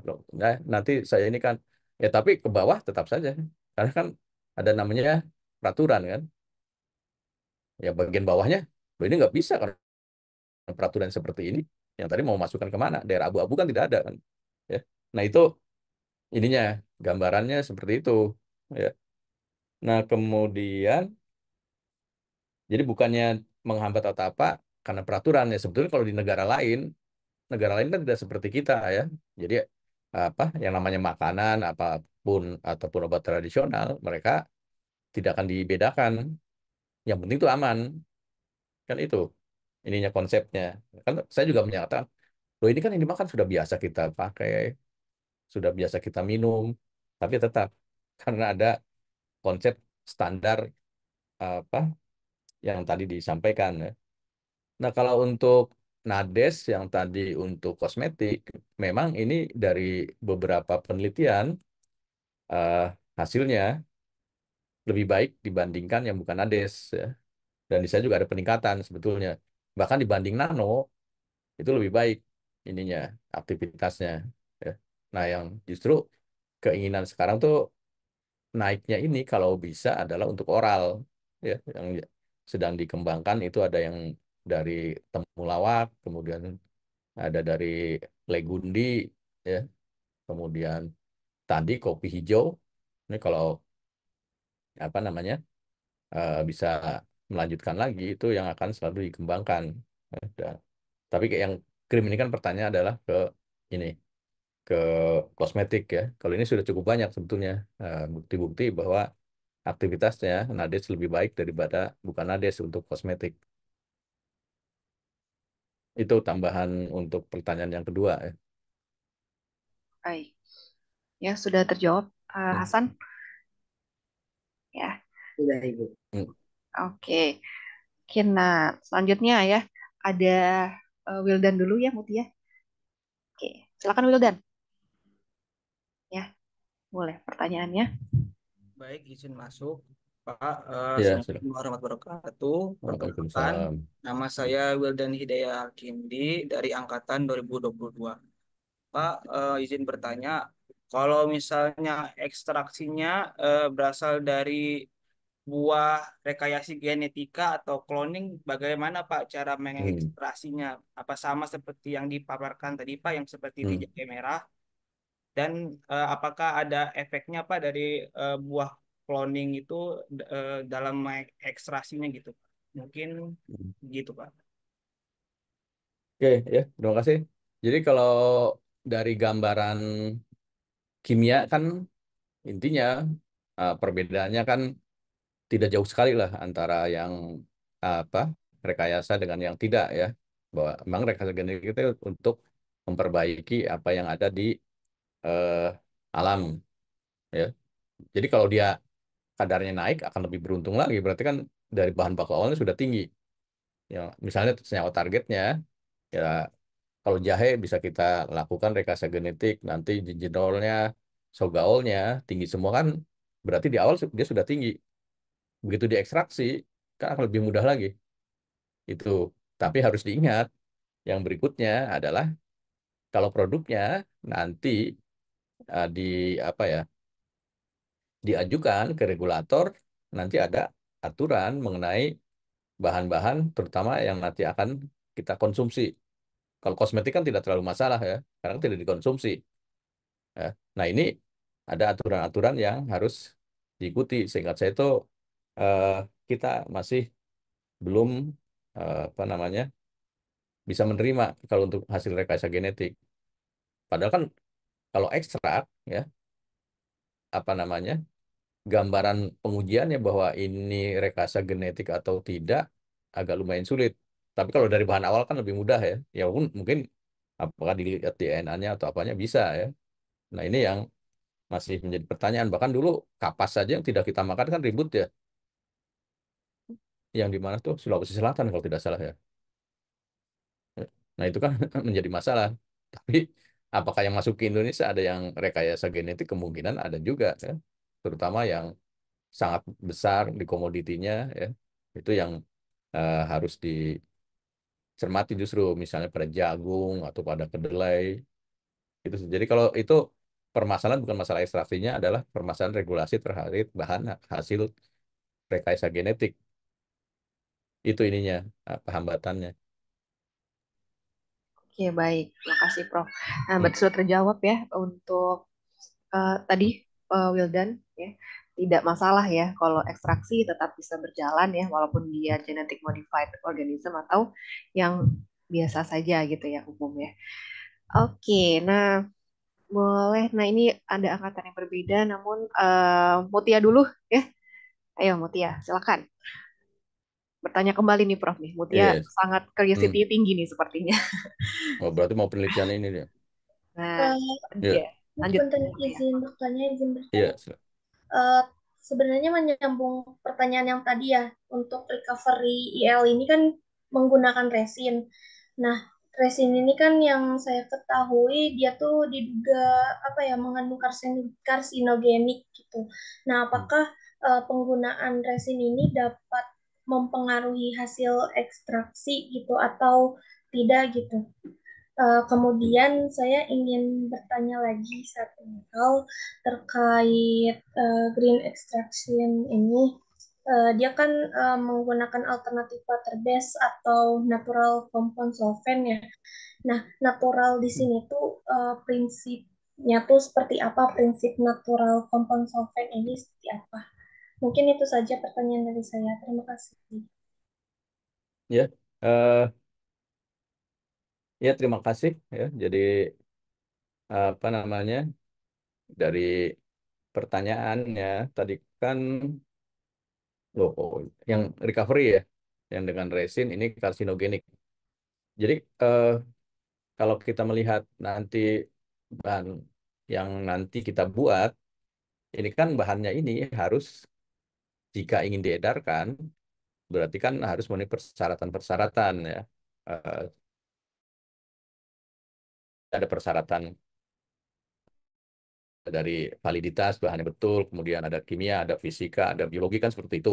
Nah, nanti di situ ada masalah keamanan, ada masalah eh, toksisitas. Nah, bahan bahan-bahan yang tidak aman ini kan sudah dikategorisasi ya. Jadi apakah kalau karsinogen, jika ada bahan karsinogennya, di situ ada batas ya.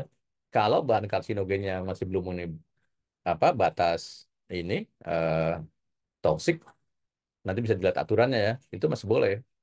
Kan pelarut juga sama demikian ya. Jadi ada pelarut-pelarut organik tertentu yang nanti disyaratkan kadarnya bahwa ini eh, tidak boleh lewat dari sekian. Nah, itu baru pelarut. Berikutnya, karena ini tanaman, tentunya yang namanya logam berat itu adalah sesuatu yang tidak bisa kita hilangkan, ya kan? Nah, itu ada batasnya juga, ya. Nanti karena produknya dari tanaman, tanaman kan berarti makanan juga kan. Nah, nanti mikroba dan lain-lainnya akan bisa tumbuh. Itu juga ada persyaratannya lagi, ya, tidak boleh melebihi aturan yang berlaku, ya. Jadi itu selama ini tidak melebihi aturan atau batas-batas yang berlaku masih boleh itu, ya. Kan karsinogen juga nanti ada klasifikasi ininya, eh, lebih lanjutnya termasuk pelarut begitu dia apa namanya benzen kan sangat karsinogen kloroform ya. Bahkan kalau di luar negeri kan kloroform tidak boleh ya. Di universitas sangat susah untuk menggunakan kloroform. Di Indonesia kan enak ya, bebas. Itu kan resikonya sangat berat karena hepatotoksik. Nah, itu untuk gambarannya. Jadi ada gambaran persyaratan keamanan, ada lagi yang lain misalnya yang kimia apa kalau dia kultivasi berarti kan ada insektisida, herbisida itu ada batasnya juga.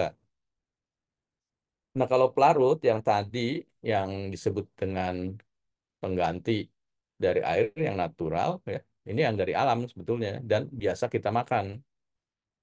Ya, tadi kan ada asam-asam organik ya, eh, asam malat, asam sitrat, tartrat dan lain-lain ya. Kemudian ada juga yang lainnya. Kelompok gula tadi kan ada ya, dari mulai glukosa, kemudian sukrosa dan lain-lainnya, termasuk asam amino yang tentunya penyusun dari protein itu. Nah, tapi kalau kita nanti menggunakannya urea, ya, urea kan bagus nih, di kosmetik juga bagus kan untuk penghalus kulit. Nah, itu tidak akan masuk ke dalam natural, itulah yang disebut dengan DES. Poliol, poliol yang lain sorbitol kan aman ya, karena banyak manitol juga banyak lah di tumbuhan. Tapi begitu kita menggunakan misalnya tadi polietilen glikol, ya, itu harus ada obatannya. Apalagi kalau nanti etilen glikol atau dietilen glikol yang kemarin membuat masalah kan itu. Ya. Kalau digunakan sih boleh, tapi tidak boleh untuk oral kan itu. Makanya kan mengapa Uni Eropa masih mengembangkannya ke ini, ke apa namanya kosmetik, ya karena dia tidak akan dikonsumsi. Nah, keuntungannya lagi sebetulnya yang poliol-poliol ini walaupun dia ini eh, bukan alami, dia tuh bisa sebagai apa? Penetration enhancer atau dia meningkatkan kelarutan. Kan seperti paracetamol kan poliol juga itu kan ya. Untuk tapi ya syaratnya jangan GDG-nya melebihi batas kan itu. Nah, yang kemarin kan kasusnya karena sebetulnya bukan melebihi batas. Yang harusnya propylene glycol kalau tidak salah itu diganti 100% dengan ethylene glycol. Sedangkan apotekernya tidak menguji kan itu. Itu ininya gambarannya ya. Jadi yang alamiah itu biasa kita konsumsi yang biasa ada di tumbuhan kan itu. Itu ininya jawabannya. Ya, baik, Prof. Ya, semoga Mutia Ya. sudah semakin komprehensif ya. Next, sudah dijawab oleh. Hmm. Oke, dua pertanyaan terakhir ya, silakan. Ya. Ladies first mungkin ya, Salma, Ya. Salma, Sezifa atau siapa Madam? Ya, silakan. Hmm. Oke, baik. Apakah audio saya jelas, Ibu?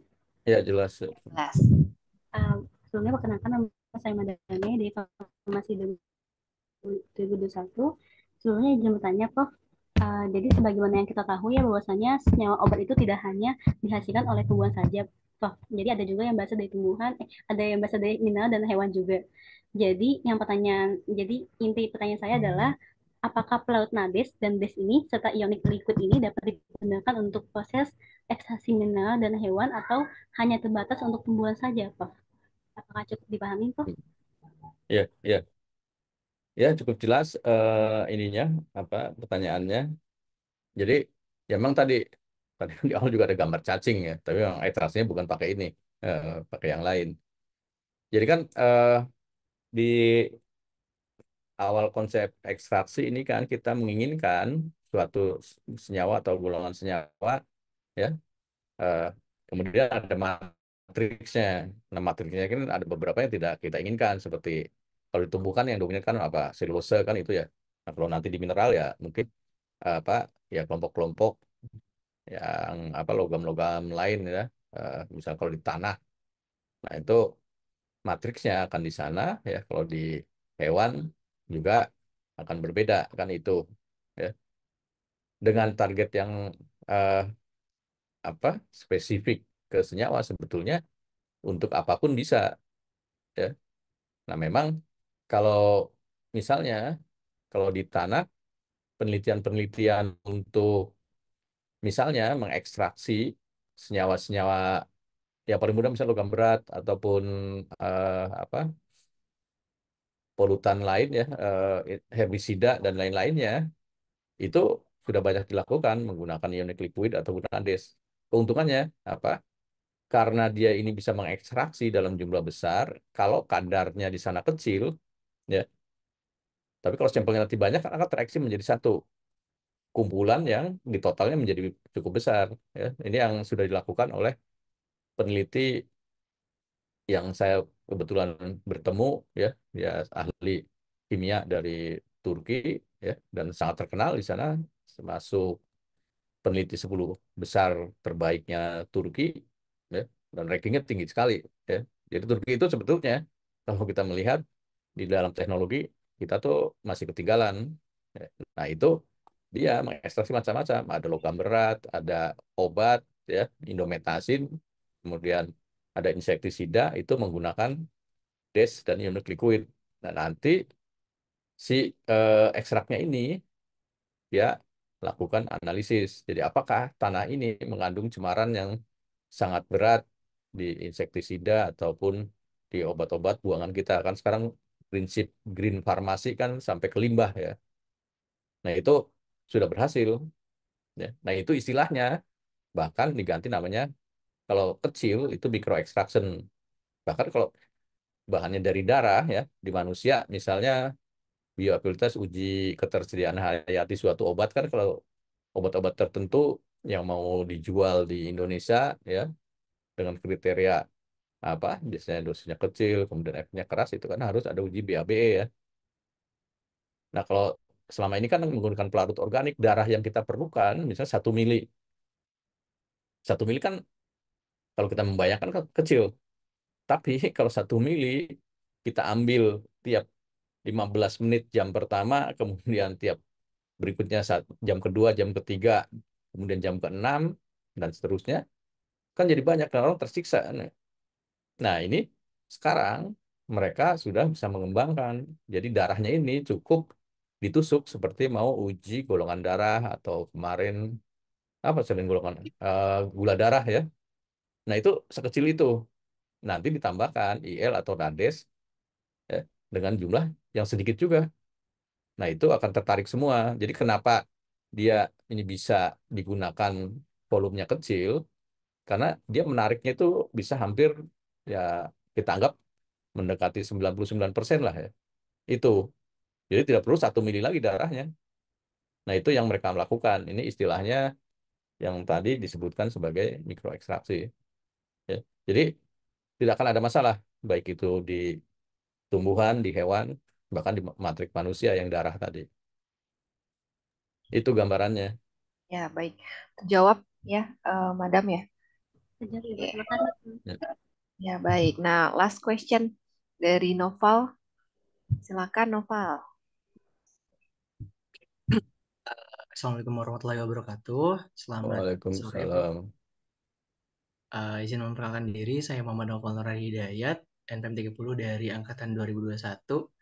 Mungkin izin bertanya hal yang berbeda mungkin ya dari teman-teman sekalian yang tadi ditanyakan. Saya ingin bertanya Hmm. mengenai sosiodemografi dan uh, kenapa gitu, Prof. Kayak di Indonesia itu jarang atau bahkan kurang pengetahuan dan penelitian mengenai bahan senyawa kimia yang terkandung di dalam tanaman gitu, Prof.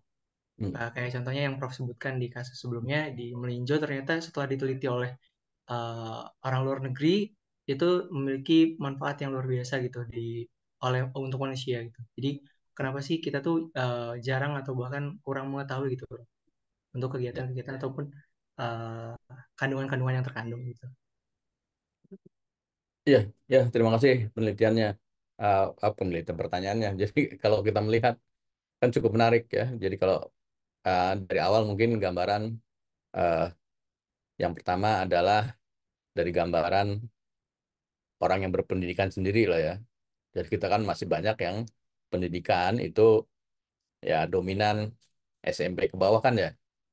Nah, yang berikutnya begitu naik ke atas, yang nanti di universitas ya, begitu lulus pakai satu S2 kita. Jadi kan kadang-kadang saya bingung sendiri sama presiden itu seolah-olah nggak tahu begitu dikit-dikit ngomongnya kaget ya. Kaget bahwa Indonesia kalah dengan Malaysia. Ya dari zaman dulu kan sudah kalah ya. Walaupun kita awalnya waktu zaman Soeharto kita lebih tinggi ya. Cuma karena kita ini tidak konsisten dalam pengembangan SDM, ya Malaysia yang dulu belajar dengan kita, sekarang kita yang belajar dengan Malaysia ya. Banyak universitas Malaysia seperti UM, USM kan itu levelnya level 100 dunia ya. UI sendiri levelnya 250. Berarti kan jauh sekali kan. Itu. Kenapa Malaysia ini? Ya karena dia ya memang ada keinginan pemerintahnya untuk maju bahwa SDM itu adalah nomor satu. Ya. Jadi bukannya eh, apa? Ya yang lain-lain perlu penting karena kalau SDM ini sudah maju dan dia memang misalnya pencapaian inovatifnya itu tinggi, kita tuh tidak ada masalah. Kan. Jadi kalau dia mau mencari pekerjaan akan gampang. Di dalam negeri tidak ada, lari aja ke luar negeri kan ya. Luar negeri itu sangat butuh ya apa namanya SDM SDM berkualitas. Nah sementara begitu kita SDM berkualitasnya dicuri oleh negara sebelah ya yang namanya Malaysia dan Singapura itu banyak SDM SDM kita yang dulu berkualitas kemudian dibiayai oleh Singapura atau Malaysia kan dia punya kewajiban untuk ke sana dia tidak boleh pulang ya jadi itu ininya modelnya. Nah, sedangkan kita dikejar untuk SMA aja. Saya tidak tahu kalau di Jakarta kan gratis ya sampai tingkat SMA. Saya tidak tahu di tempat lain, bahkan fasilitas-fasilitas lain. SMA di Jakarta kan sangat bagus ya. Bahkan sekarang ada SMA yang jauh lebih bagus ininya dari prasarana kemudian sistemnya itu dari universitas-universitas ya. Karena keinginan SDM yang bagus. Nah, begitu SDM yang bagus, begitu kita lari berikutnya, kita juga masih banyak S1. Padahal kan yang kalau mau naik ke atas nanti ada S2, ada S3. Apakah S2, S3 kita kurang? Sebetulnya dari dulu itu sudah dikonsep oleh Habibie kan ya, yang namanya beasiswa Habibie. Ya. Jadi banyak orang Indonesia begitu lulus SMA ikut beasiswa Habibie dikirim ke luar negeri. Nah, Habibie-nya sudah menciptakan di sini apa tempat nanti dia untuk bekerja. Ya.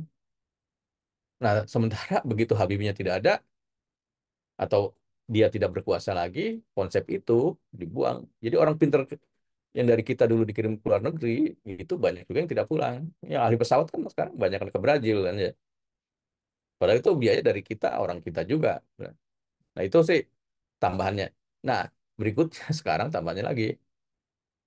Penelitinya sedikit, berikutnya biaya untuk penelitian juga sedikit, apalagi sekarang lebih sedikit lagi. Ya. Saya biasanya setahun dapat 1 miliar, sekarang dapat 500 juta saja susah. Kan itu ya. Jadi ini eh, saling berkaitan ininya. Industri juga demikian. Industri juga tidak mendukung. Industri lebih senang dia promosi iklan dibandingkan dengan penelitian. Nah, kalau di luar negeri kan dipaksa ya. Yang namanya Takasago, yang perusahaan paper yang 5 besar dunia, begitu saya lihat ke sana, hampir sebagian besar apa karyawan penelitinya apa S3 semua. Daewoo yang kerjasama dengan Farmasi UI, 300 penelitinya itu doktor. Kalau di kita susah ya, apalagi di universitas begitu anak buah saya lulus doktor ke kampusnya jadilah pejabat struktural. Katanya buat apa struktural? Ya. Tapi kan karena kekurangan atau mungkin supaya agak naik sedikit lah, lebih enak gambarnya struktural kan itu. Ya, jadi ini banyak kendala-kendalanya. Ya, dengan gambaran seperti itu, ya tanaman ataupun yang lain-lainnya pun jadi penelitian terbatas. Tapi nanti bandingkan dengan Cina ya, sudah penduduknya banyak, yang S3-nya banyak, yang dari luar negeri dulu berpencar, sekarang karena Cina-nya maju, dia kan pulang semua. Mau buat apa aja bisa kan? Nah itu ya. Jadi ini eh, dilema di kita dan mungkin ke depan jadi lebih berat lagi, apalagi kalau nanti LPDP luar negeri ditutup, ya kan? Nah itu kan lebih susah. Ya, padahal sekarang sudah baik, Sri Mulyani masih memberikan untuk orang-orang Indonesia mau belajar ke luar negeri dibiayai LPDP, tapi kemarin saya nggak tahu siapa yang ini lah, yang jelas lebih tinggi dari menteri mengatakan LPDP luar negeri sementara ditutup dulu. Ya harusnya bukan ditutup, kalau bisa naikkan berkali-kali lipat kan. Itu supaya jangan sampai nanti dibiayai orang lain tidak mau pulang. Ya, banyak teman-teman saya yang adik kelas yang saat ini tidak pulang. Bahkan murid saya juga ada 2-3 orang yang tidak pulang juga di Korea. Sekarang S3 di sana, ditanya, saya nanti pulang kalau sudah berhasil di sini dan ke Indonesia akan jadi pengusaha, kan bagus kan itu. Ya kalau saya bukan anti ya, kalau luar negeri silakan aja bagus kok. Itu ya.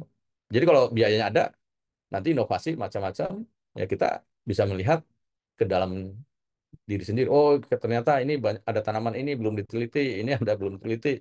Dan nanti kan kolaborasi berikutnya, kalau kita banyak yang S3, untuk membuat jejaring itu gampang. Ya, jadi untuk orang dari luar negeri. Yang berikutnya fasilitas. Ya. Nah, fasilitas juga di universitas kan susah ya. Nah, sekarang bahkan apa-apa bayar di universitas. Padahal dulu kan gratis. Ya, karena pemerintahnya nggak punya uang. Ya, jadi harus hidup sendiri universitas. Ya, resikonya ya. Kata saya nanti siap-siap mahasiswa SPP-nya naik, di total biaya penelitian juga naik. Sedangkan pemerintah tidak menaikkan. Banyak lah kalau cerita ini mungkin bisa 2 hari 2 malam. Ya, jadi nanti kalau jadi pemimpin, pikirlah rakyat, jangan memikirkan kelompoknya ya. Itu saja dari saya. Terima kasih. Ya, baik. Terima kasih, Prof. Sangat komprehensif ya, bahwa banyak sekali faktor ya yang melatar belakangi penelitian itu bisa maju gitu ya, khususnya dari Indonesia. Oke, sudah tidak ada pertanyaan lagi dan mungkin waktunya sudah di akhir dari waktu pemaparan dari Prof. Munim.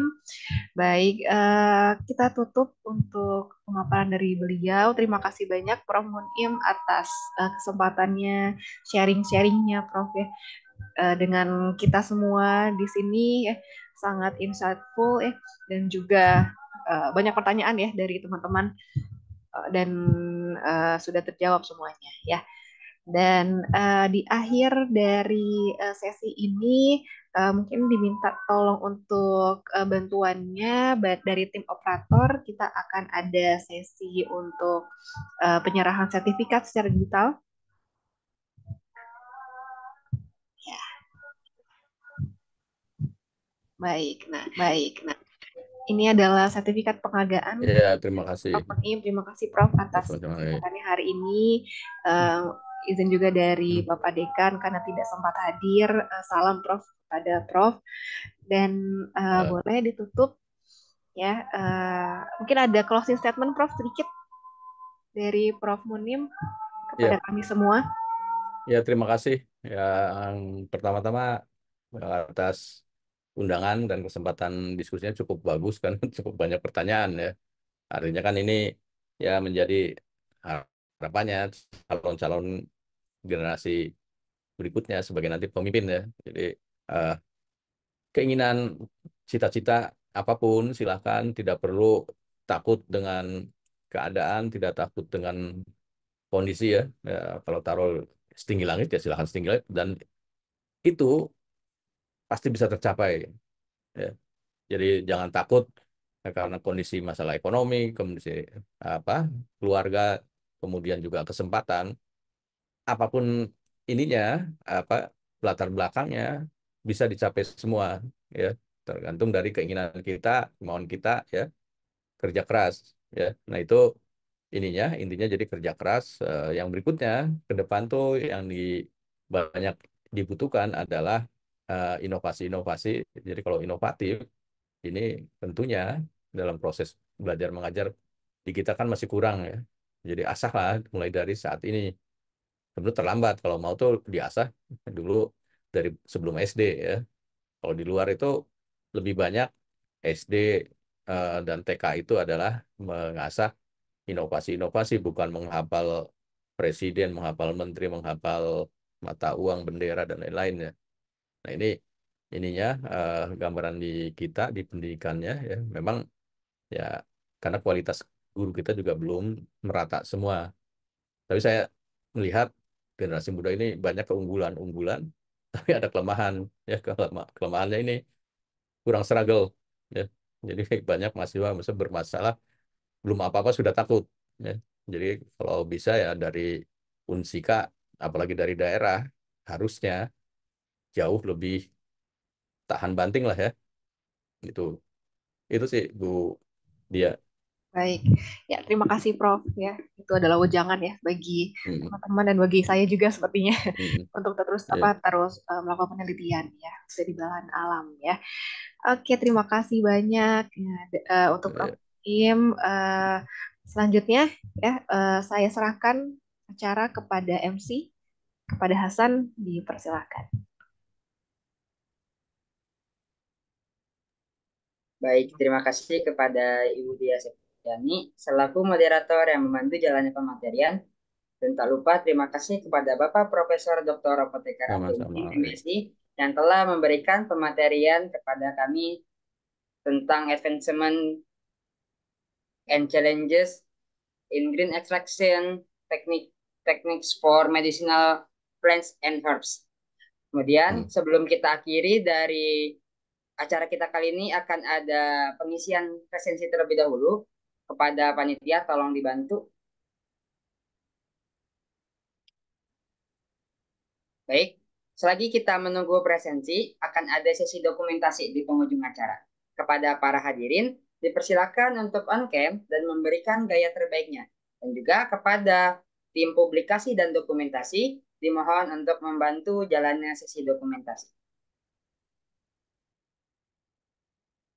Baik, izin masuk Bapak Abdul Munim dan Ibu Ya, Dea Septiani dan para hadirin sekalian. Izinkan saya memimpin sesi dokumentasi kali ini. Kepada para hadirin, dipersilakan untuk mempersiapkan pose terbaiknya. Dimulai dari slide pertama, pada hitungan ketiga, 1, 2, 3. Baik, selanjutnya slide kedua, 1, 2, 3. Lalu selanjutnya slide terakhir, 1, 2, 3. Baik, terima kasih. Saya kembalikan kepada MC. Baik, terima kasih kepada panitia. Terasa kita sudah di penghujung acara, tapi Kang Tete jangan khawatir. Mungkin acara akan selalu ada ujungnya, tapi untuk ilmu yang didapat tidak akan pudar sepanjang masa. Terima kasih Kang Tete. Mohon maaf bila ada salah kata. Saya Hasan Etonuh Putra, selaku Master of Ceremony, kami undur diri. Terima kasih. Wassalamualaikum warahmatullahi wabarakatuh. Waalaikumsalam. Warahmatullahi Izin ya, izin klip cuma mohon maaf ya. Ya, terima kasih ya semuanya.